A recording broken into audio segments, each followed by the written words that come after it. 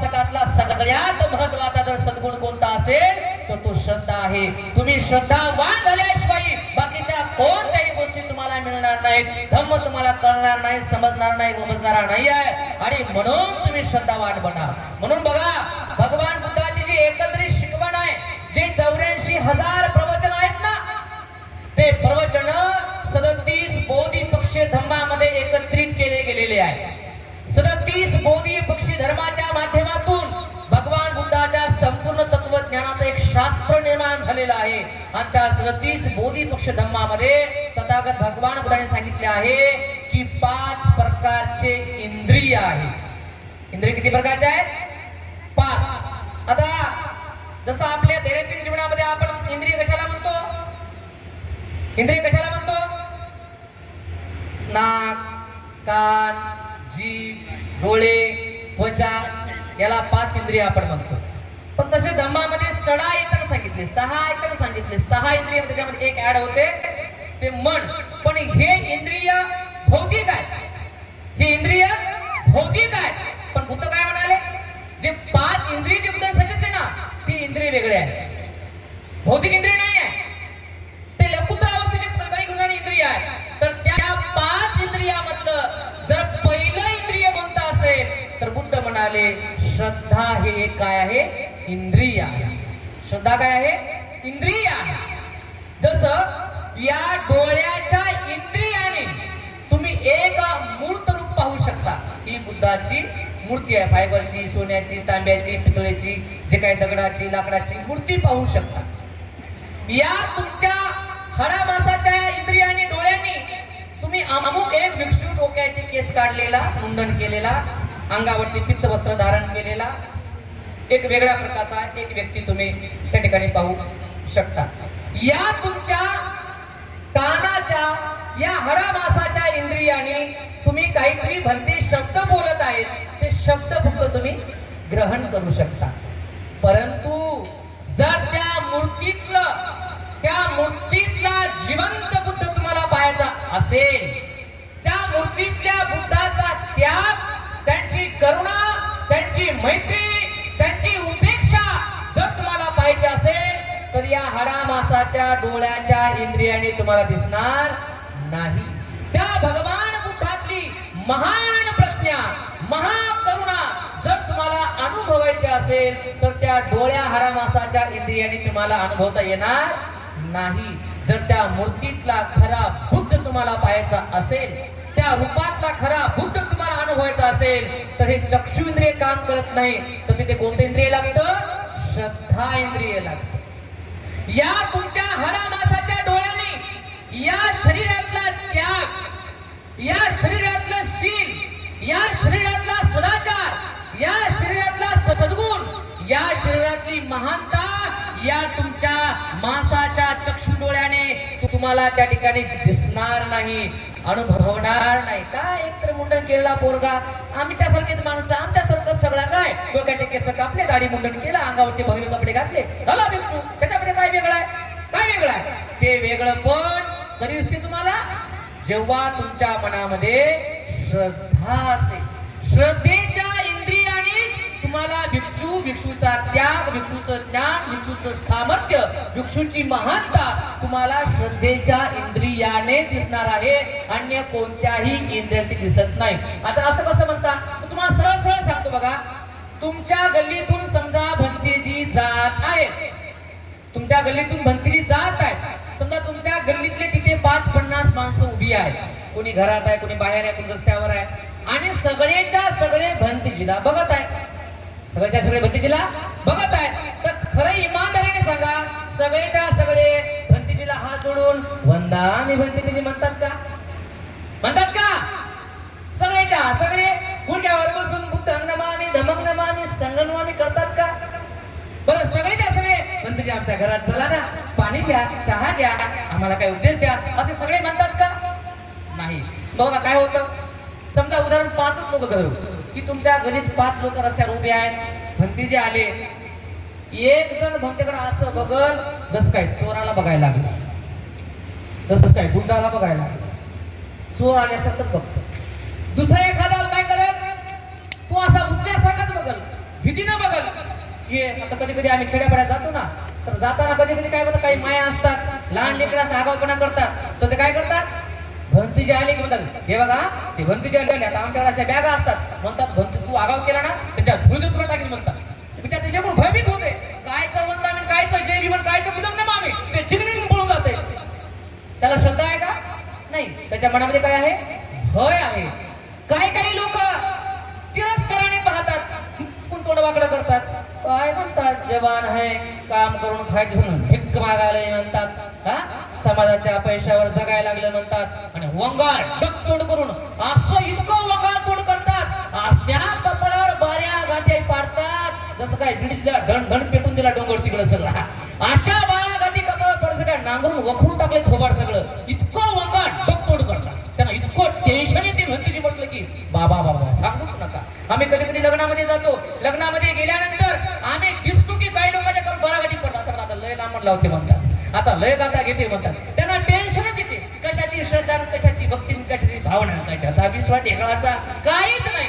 पण ज्याच्या मनामध्ये भिक्षूंच्या प्रती श्रद्धा आहे, ज्याच्या मनामध्ये श्रद्धा आहे, तो काय करतो, वंदामी म्हणते, हात जोडतो, वंदन करतो, जय भीम तरी म्हणतो, पाणी तरी घ्या म्हणतो, 10-5 रुपये दान तरी देतो, पाणी तरी देतो, फळ देतो, फूल देतो, कशा तरी म्हणतो, कुठं तरी म्हणतो. कोण म्हणू शकतो हे वंदामी? कोण म्हणू शकतो? आता बघा, डोळे 5 जणांना आहेत का नाही? डोळे 5 जणांना आहेत, पण 5 वंदामी म्हणलं का? नाही. पण वंदामी कोण म्हणेल? ज्याच्याकडे श्रद्धा आहे, श्रद्धा इंद्रिय आहे, त्याच्या श्रद्धा इंद्रियानेच तो भिक्षू म्हणजे काय, त्याचा त्याग, त्याचं शील, त्याचा सद्गुण, त्याची महानता हे तो डोळ्याने पाहिल, आणि त्याला या डोळ्यात ताबडतोब दिसेल की हा त्यागी व्यक्तिमत्व आहे, महान व्यक्तिमत्व आहे, त्याला आपण वंदन केलं पाहिजे. जसं बघा, आम्ही स्टेजवर आल्याबरोबर काही म्हणतात ना, आम्ही त्यांना वंदन केलं, काही जणांनी आम्हाला वंदन केलं, काही आम्ही दुसऱ्याला वंदन केलं, कारण आमची श्रद्धा यांच्यावर आहे, त्यांची श्रद्धा ह्यांच्यावर आहे, ह्यांची श्रद्धा यांच्यावरती आहे, कारण यांना माहित आहे की यांचा त्याग काय, आम्हाला माहित आहे की याचा त्याग काय, त्यांचा त्याग, त्याच्यातली महानता ही श्रद्धा इंद्रियानेच आम्ही पाहू शकतो. आणि म्हणून बुद्ध म्हणतात, श्रद्धा हे इंद्रिय आहे. विहारामध्ये जातो, सगळेजण विहारामध्ये सुख शांती मिळवतात का? मिळवत नाही. काही लोक विहारामध्ये जाऊन गप्पा हाणतात, घरच्या उकळ्या पकड्या करतात, इकडे ध्यान करतात, लोक ध्यानाला बसवलं, इकडे बघतात, तिकडे बघतात, तिकडे बघतात, तिकडे फिरतात, मोबाईल काढतात, काय तर ढेकलं ते ऐकतात. आता इथं काही जण बसले का सगळे प्रवचन ऐकतात का? नाही. कोणी तिकडे खायला जाते, कोणी प्यायला जाते, कोणी मोबाईल मध्ये बघते, कोणी कानाकडे बघते, कोणी कपड्याकडे बघते, कोणी तिकडे बघते, शक्यच नाही ना. पण कोण ऐकते? हे कोण ऐकते?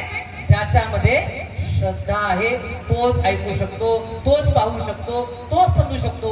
आणि म्हणून बुद्ध म्हणाले, श्रद्धा हे इंद्रिय आहे. म्हणून ही श्रद्धा इंद्रिय बनते. तुमची श्रद्धा दृढ होत गेली की श्रद्धा इंद्रिय बनते. पण ही श्रद्धा इंद्रियावर थांबत नाही. तर बुद्ध म्हणतात, जसं या धम्मामध्ये 5 बल पण सांगितले आहेत, 5 ताकदी सांगितलेल्या आहेत. त्या 5 बलामध्ये पहिलं बल कोणतं असेल तर श्रद्धा बल आहे. श्रद्धा बल आहे, हे श्रद्धा बल आहे. श्रद्धा ही ताकद आहे. तुम्ही किती दुखी राहा, तुम्ही किती कष्टी राहा, पण जर तुमची बुद्ध धम्म संघावर श्रद्धा असेल ना, तर ती तुमच्यामध्ये दुःख सहन करण्याची ताकद येते. जसं बघा, आता आमचे SP गायकवाड साहेब किती वृद्ध आहेत, पायाने चालता येत नाही, किती दुःखी आहे, परंतु बुद्ध संघावर श्रद्धा आहे ना, धम्मावर श्रद्धा आहे ना, बुद्धावर श्रद्धा आहे ना. बघा, ते बेड सोडून, गाव सोडून, 100 किलोमीटरचा प्रवास करून बघा इथे येऊन धम्मदेशन ऐकत आहेत, भंतेला वंदन करतायत. का? तर ते बल त्यांच्यामध्ये आहे ना, त्या दुःखाचा सामना करण्याचं बल आहे. आपल्यासारखं म्हणलं असतं, भंती जी मला अटॅक आला, पॅरालिसिसचा, मला चालता येत नाही हो, मला इथंच आशीर्वाद द्या, इथूनच मी ऐकते म्हणलं असतं, आपण इथं आलो नसतो. हे श्रद्धेचं बल तुमच्यामध्ये पाहिजे, हे श्रद्धेची ताकद तुमच्यामध्ये पाहिजे. आमचे भदंत धम्मसेवक बघा, 82-85 वर्ष झालंय त्यांचं, गुडघे काम करत नाही आहेत, दुखतायत, त्रास होते, वेदना होतात. आम्ही भंतीला म्हटलं, भंती तुम्ही पहिलं प्रवचन देऊन तुम्ही जा आराम करा. नाही म्हणले, मी अध्यक्ष आहे, मी शेवटीच बोलणार, मी सगळ्या झाल्यानंतरच बोलणार. बघा, ते दुःख आहे, यातना आहे, वेदना आहेत, पण त्याला सहन करण्याची त्यांच्यामध्ये क्षमता आहे, ताकद आहे, कारण त्यांच्यामध्ये श्रद्धा बल आहे. म्हणून तुम्ही किती दुःखी असा, संसारामध्ये तुम्हाला किती दुःख असल्या, किती वेदना, किती त्रास असल्या, पण जर तुमच्यामध्ये श्रद्धा इंद्रिय असेल, श्रद्धा बल तुमच्यामध्ये असेल, तर संसाराचं सारं दुःख पचवण्याचं विश्वास आहे. 30 लोक बुद्धाला पाहू शकतात, 30 लोक धम्माला पाहू शकतात, 30 लोक संघाला समजून घेऊ शकतात, त्या तत्वज्ञानाला धारण करू शकतात, आत्मसात करू शकतात. ही गोष्ट आपण लक्षामध्ये घेतली पाहिजे. आणि म्हणून श्रद्धेच्या इंद्रियाने आम्हाला बुद्ध धम्म संघाला बघावं लागेल, समजून घ्यावं लागेल, आत्मसात करावं लागेल. ही गोष्ट आपण लक्षामध्ये घ्या. आणि म्हणून तुम्ही श्रद्धावान बना. आणि म्हणून तुमच्या उपासकातला पहिला सद्गुण आहे ते म्हणजे श्रद्धा. बघा, हे श्रद्धा इंद्रिय तुमच्यामध्ये असेल तर खऱ्या अर्थाने या सगळ्या गोष्टीचा विकास आमच्यामध्ये होत राहील. आणि म्हणून तुम्ही श्रद्धावान बना. दुसरा गुण आहे तो म्हणजे शील. उपासकातला दुसरा गुण. आता एक वातावरण जरा बिघडलंय म्हणते, तुला पण इकडं द्यायचा आहे वेळ, त्याच्यामुळे अगदी बघा 5 मिनिटामध्ये 3 गुण सांगतो. बघा, दुसरा गुण काय आहे? शील. दुसरा गुण काय आहे? शील. की तुम्ही शीलवान झालं पाहिजे. ज्याचा शील आहे तोच उपासक आहे. ज्याचा शील नाही तो उपासक होऊ शकत नाही, ती उपासिका होऊ शकत नाही. शील म्हणजे काय? तर पंचशील आमच्या सामान्य लोकांसाठी काय आहे? पंचशील. पंचशील काय आहे? हिंसा, चोरी, मिथ्याचार, खोटे आणि नशापता. त्या 5 गोष्टी आहेत. उपासक म्हटलं की त्याने काया वाचा मनाने कोणाची हिंसा नाही केली पाहिजे. उपासक म्हटलं की त्याने कोणाची चोरी नाही केली पाहिजे. उपासक म्हटलं की त्याने व्यभिचार नाही केला पाहिजे. उपासक म्हटलं की त्याने खोटं नाही बोललं पाहिजे, चुगली नाही केली पाहिजे, चारी नाही केली पाहिजे, त्याने अपशब्द नाही बोलले पाहिजे, त्याने कोणाचे उकडे नाही उतरले पाहिजे.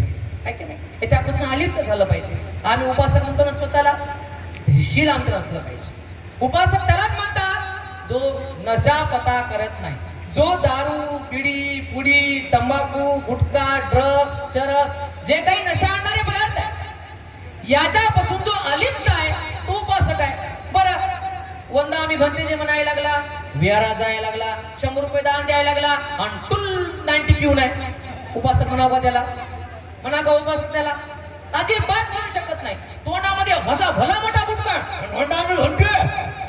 अरे तोंडात एवढा मोठा गुटखा तू या आणि वंदा मी म्हणायला लागला, तो उपासक होऊ शकतो का? पण दान द्यायला, पण तिला 10,000 दान द्यायला, पण ते दान करून आणलंय, चोरी करून आणलंय, हवळून आणलंय, लुबाडून आणलंय, तो उपासक होऊ शकतो का? होऊ शकत नाही. बकरं कोंबडं कापायला लागला आणि भंतर नेमंतर भंतर या भोजनाला आमच्याकडे बकरं हे, तो उपासक होऊ शकतो का? तो नाही होऊ शकत. हिंसा करणारा, चोरी करणारा माणूस उपासक उपासिका होऊ शकत नाही. व्यभिचार करणारा 4 बायका आणि म्हणे मी उपासक आहे, 3 नवरे आहे म्हणे मी उपासिका आहे. काय त्या उपासिकेला लागे ना? अरे धम्मामध्ये चारित्र्याला महत्व आहे, एकनिष्ठतेला महत्व आहे. चारित्र्य हा धम्माचा अत्यंत महत्वाचा अंग आहे. इथे चारित्र्याला महत्व दिलेलं आहे. शीलं किनेव कल्याणं, शीलं लोके अनुत्तरं. शील हे शोभायमान आहे. ज्याच्याकडे शील नाही, ज्याच्याकडे सदाचार नाही, ती उपासक किंवा तो उपासक होऊ शकत नाही. चारित्र्याला धम्मात महत्व आहे. म्हणजे ज्याचं चारित्र्य शुद्ध नाही तो बुद्ध होऊ शकत नाही, तो उपासक उपासिका होऊ शकत नाही. उपासिका म्हटलं, उपासक म्हटलं की त्याने खोटे बोलण्यापासून अलिप्त असलं पाहिजे, त्याने चुगली चारी करण्यापासून अलिप्त असलं पाहिजे, निंदा करण्यापासून, अपशब्द बोलण्यापासून आपण अलिप्त असलं पाहिजे. तर आम्ही श्रद्धावान आहोत, तर आम्ही उपासक आहोत. नाहीतर लोक विहारात जातात. बघा, मिलिंद प्रश्नामध्ये सांगितलंय बघा, माणसामध्ये कमी परंतु महिलांमध्ये 90% प्रमाणामध्ये कोंबडीचे 2 दुर्गुण असतात. कोणते माहित आहे? ज्याच्यामुळे तिच्या जीवनात दुःख येते, मार खाते, भांडणं लावते, आग लावते, असे 2 दुर्गुण आहेत. कोणते माहित आहे? पहिला दुर्गुण कुरकुर कुरकुर कुरकुर करायचा. उठल्या बसून ते कुरकुर कुरकुर करते ते झोपेपर्यंत. काही लोकांना कुरकुर आवडत नाही बरं का घरामध्ये, सासूला, सासऱ्याला, नवऱ्याला. मग ते नवरा बोलत राहते, बाई कुरकुर करू नको, मुकी बस ना, बसतच नाही. आणि मग असा धरून हाणते की सांगूच नका. मग रडत बसते, मग बोलत बस, कुरकुर लय केली ना.